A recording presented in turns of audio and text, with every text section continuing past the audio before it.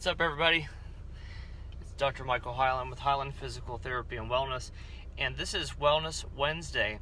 And today we're going to be talking about how driving a stick or a car with manual transmission could affect your back, causing back pain, even potentially causing neck pain.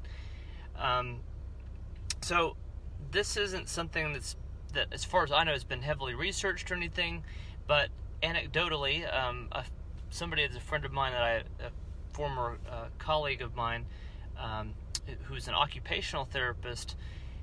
He talked about this once, and how he has a manual transmission and tends to lean. And I don't drive a manual transmission vehicle. I have in the past, but the main thing about it is, if you're doing what he described and you're leaning, and I could completely understand why that would happen, because if you are just kind of cruising down the street and you're kind of being a little bit lazy-like, but you need to be able to reach the shifter, you're going to be potentially leaning toward the center of the car with your hand resting on the shifter and still looking ahead at the road and have one hand on the wheel. The problem with that is, if you're leaning as a habit toward the middle of the car, you're going to be causing potentially some issues in your low back and neck. You're actually going to be causing a form of scoliosis. And scoliosis is kind of a buzzword, or at least I feel like it's used a lot in medicine. I feel like tons of people have scoliosis, but not all scoliosis is created equal, so to speak.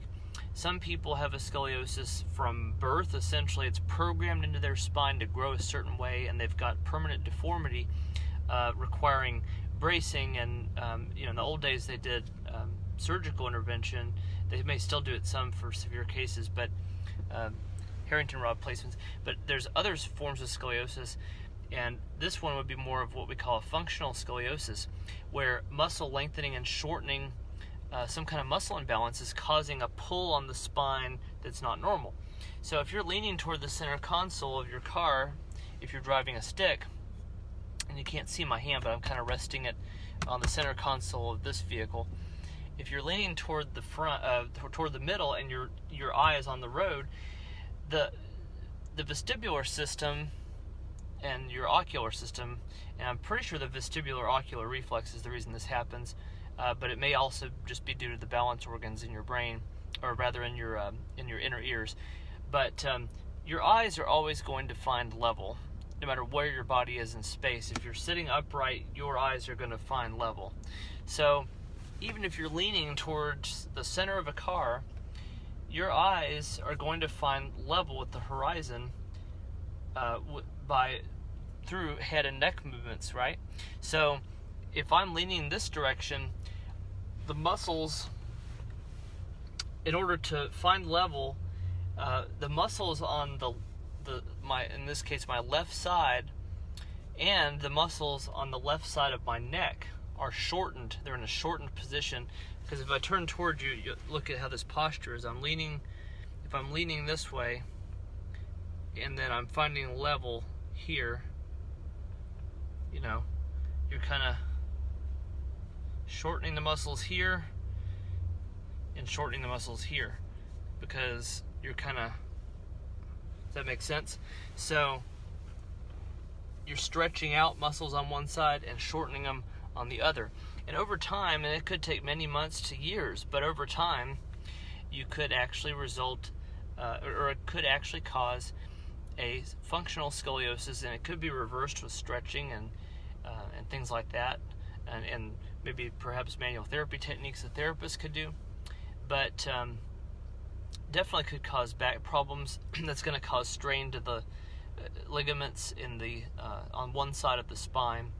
That could compress the nerves on one side of your spine as they exit the spinal cord into for example, the lumbar plexus. That's going to form your sciatic nerve further down. And then in your neck, it's the same thing. You got your cervical, your brachial plexus, I should say. The cervical nerve roots come out and form the brachial plexus that forms underneath the collarbone and goes out into the upper arms or upper extremities. And so anyway, you could potentially be causing over time problems and even pain in the legs and the arms, if not localized neck and back pain, due to this abnormal positioning. So keep that in mind when you're driving your car. If you have a manual transmission, make sure that you're driving with good posture. And if you're forced to lean toward the middle, you probably should make some kind of adjustments to your, I would think, seat height or honestly just habits. If you have a center armrest, of course, I don't know if these are captain's chairs in this vehicle, but definitely just be aware of the fact that you want to be completely neutral in your seat, looking ahead, not leaning towards the center where your shifter is. I know that you probably know some people that could benefit from this, and you may have even caught some people you know doing this if they drive a manual transmission. So please like and share this video. This will be posted to YouTube later so that you can see it at another time in the future. And I would appreciate it if you'd subscribe on YouTube. I'm going to put a link to the playlist for this ergonomics series, vehicle ergonomics series, in the comments below. Thanks for watching, and I appreciate your time. I look forward to seeing you next week for Wellness Wednesday. As always, be empowered.